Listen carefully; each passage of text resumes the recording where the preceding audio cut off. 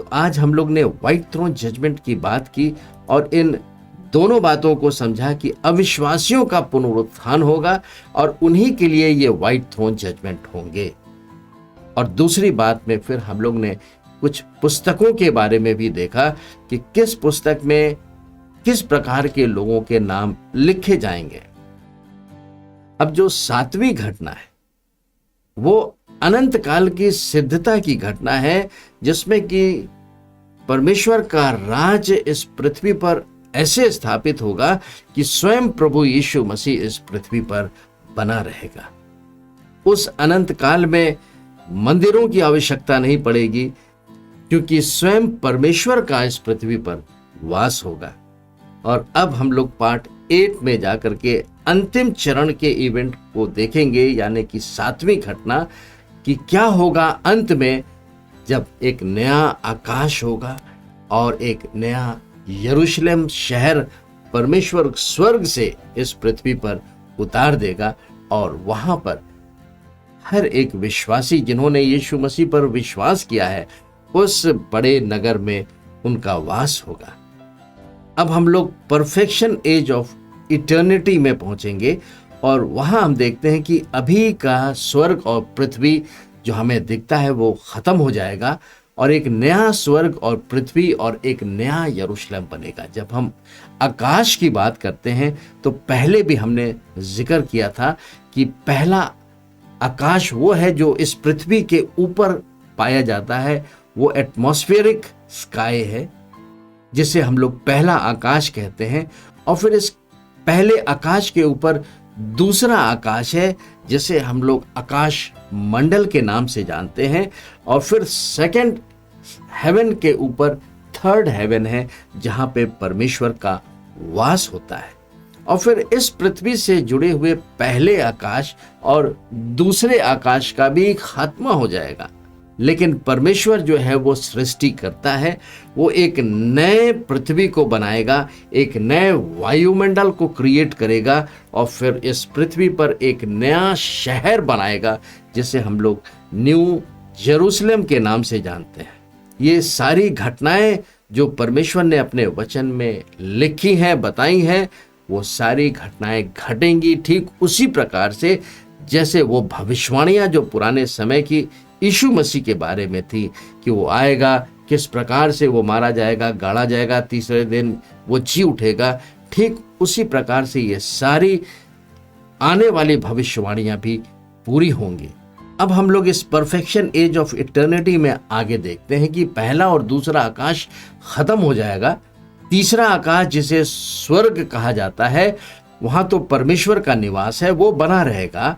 इसे हम लोग प्रकाशित वाक्य उसके 21 अध्याय के पहले पद में, दूसरा पत्रस 3 अध्याय का 10 पद और यशाया 65 के 17 पदों में जाकर के पढ़ सकते हैं। इसके बाद जो नई सृष्टि होगी, नया पृथ्वी होगा, नए आकाश होंगे, उसमें ये नया शहर या यरूशलेम शहर कैसा होगा, इसके बारे में परमेश्वर का वचन क्या कहता है, इसे हमें जानना है। क्योंकि जो नया यरूशलेम होगा, नया यरूशलेम एक वास्तविक शहर होगा, एक शहर जो स्वर्ग से उतारा जाएगा। ये बहुत ही विशाल शहर होगा, ये परमेश्वर के घर का एक शहर होगा, यह परमेश्वर की सरकार का एक शहर होगा, ये संतों का शहर होगा, ये धन्य संगति का शहर होगा, ये एक तैयार शहर होगा, एक दिव्य प्रकाश का शहर होगा, ये एक 4 दीवारी वाला शहर होगा, ये एक ऐसा शहर होगा जिसमें नया मंदिर होगा, ये एक भाषा का शहर होगा, ये सेवा का एक शहर होगा, ये अभिशाप के बिना एक शहर होगा, ये एक शाश्वत शहर होगा। इस प्रकार से परमेश्वर का वचन इस नए यरूशलेम के बारे में हमें बताता है।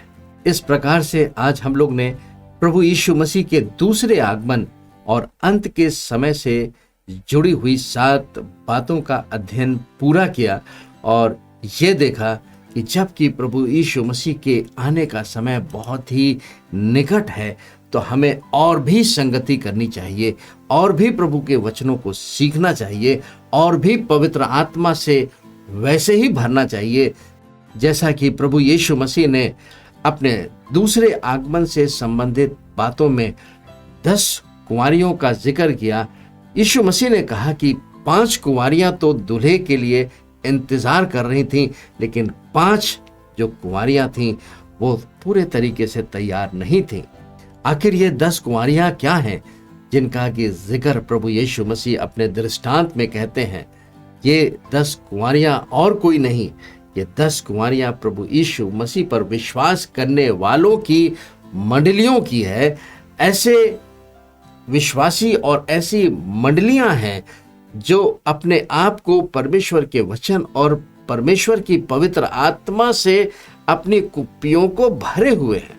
लेकिन कुछ मंडलियां ऐसी हैं जिन्होंने परमेश्वर के वचन और परमेश्वर की पवित्र आत्मा के स्वाद को अपने जीवन में नहीं भरा और ना ही चखा है।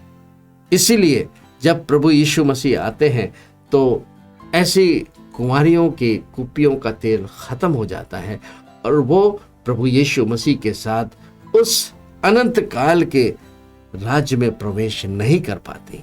तो सवाल ये है कि हम आज विश्वासी किस प्रकार की मंडलियों में पाए जाते हैं? जरूरत इस बात की है कि मंडली में पाए जाने वाले हर एक विश्वासियों को परमेश्वर की पवित्र आत्मा से भर के अपने आत्मा की कुप्पियों को भरे रहना है, जिससे कि हमारी आग, हमारी ज्वाला हर समय चलती रहे और जब प्रभु यीशु मसीह आए तो वो बादलों में हर एक को ले जाए, कोई भी मंडली इस पृथ्वी पर ना छूटने पाए।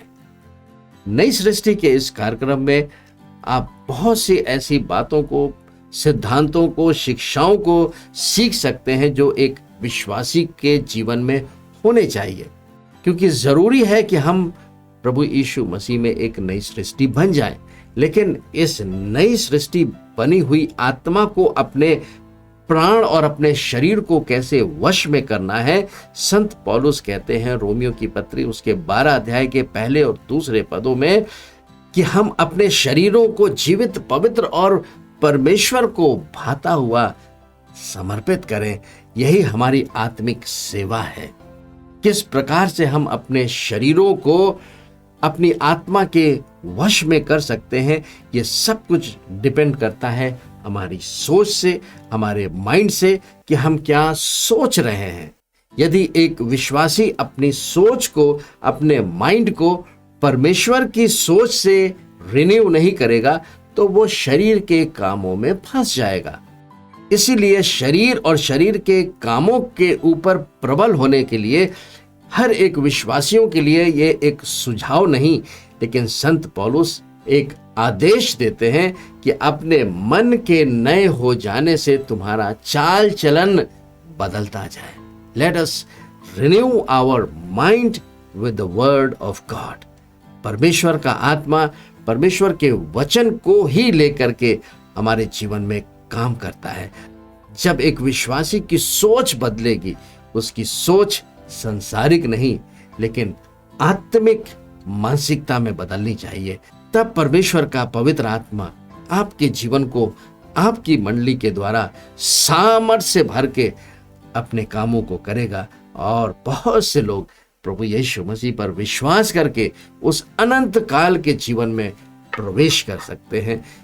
परमेश्वर का पवित्र आत्मा हर एक विश्वासियों की मदद करना चाहता है कि वो प्रेम में चलते हुए परमेश्वर के वचन के प्रकाशन में बढ़े और पवित्र आत्मा की भरपूरी उसके जीवन से काम करने पाए, जिससे कि जो लोग अंधकार में हैं वो प्रकाश में आए और परमेश्वर के पुत्र प्रभु यीशु मसीह पर विश्वास करके अनंत जीवन को पाए। May God bless you all. आइए हम प्रार्थना करते हैं। हमारे जीवित और दयालु पिता परमेश्वर, हम धन्यवाद करते हैं उन तमाम योजनाओं के लिए जो आपने सारी मानव जाति के लिए इस पृथ्वी पर पूरा कर दिया।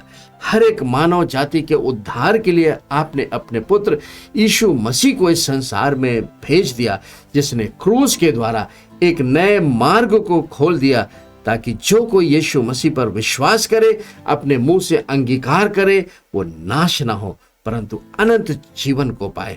इन तमाम अंत के समय की घटनाओं को समझने के लिए हमें बुद्धि और प्रकाशन की आत्मा दें, मनों की आंखों को ज्योतिर्मय कर दें, पवित्र आत्मा की भरपूरी से भर दें, नयता से अभिषेक को दें, जिससे कि शैतान का हर एक जुआ आपके जीवन, आपके परिवार, आपकी मंडली से तोड़ा जाए।